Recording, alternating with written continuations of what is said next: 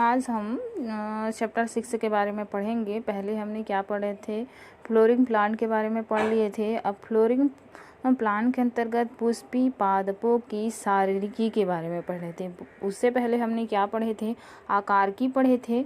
आकारकी के अंतर्गत हमने क्या पढ़े थे, यहाँ पे आकारकी को हम क्या बोलते हैं, उसकी बाह्य लक्षण के बारे में पढ़े थे, जबकि अभी जो पढ़ रहे हैं उसके आंतरिक लक्षण के बारे में पढ़ेंगे। ठीक है, जैसे कि जाइलम है, ठीक है,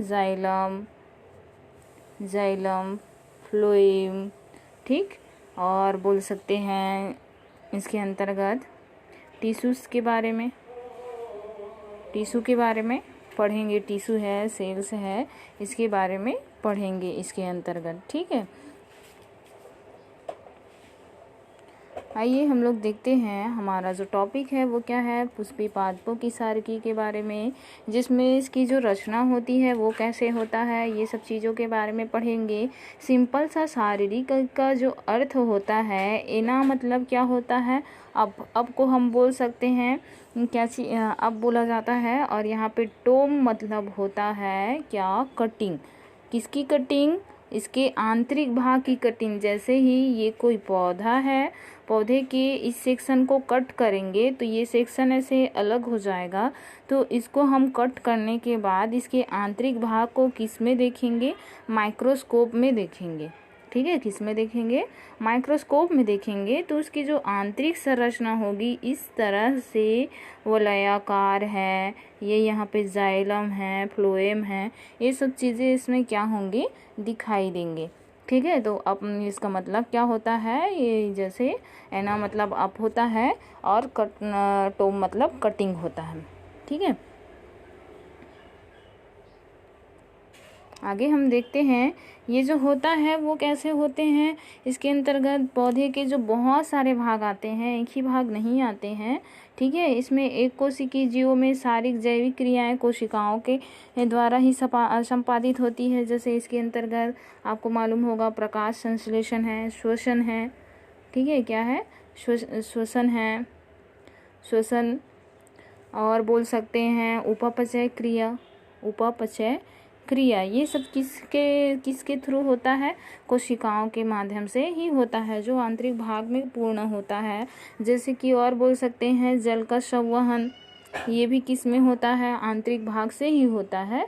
इस तरह से क्या होता है, पूरे जो होते हैं वो कोशिकाओं में संपादित होते हैं, बोल सकते हैं। इसको जो पादप जो शारीरिकी का जो नींव रखा है, एन ग्रीव ने रखा था, जो इसको बोला जाता है शारीरिकी के जनक। शायद कंपटीशन एग्जाम में पूछा जा सकता है कि शारीरिक के जनक कौन है, तो आप बता सकते हो एन ग्रीव है। ठीक है, शारीरिकी के जनक का श्रेय किसको जाता है, एन ग्रीव को जाता है। इन्होंने क्या किए थे, जो कोशिका के समूह के लिए ऊतक अर्थात टिश्यू शब्द का प्रयोग किया था। कोशिका आप लोग को मालूम होगा सबसे पहले क्या होता है यहाँ पे कि सीधा तो ये डायरेक्ट ये नहीं बनता है टिश्यू, तो क्या होगा, पहले सेल होगा। सेल ना लेके हम पहले ले लेते हैं उसके पहले तो बोल सकते हैं सेल ले लेते हैं। सेल के बाद क्या बनेगा, सेल का जो ग्रुप होगा उसको हम बोलेंगे क्या चीज़, टिश्यू। ठीक है, टिश्यू के जो समूह होंगे,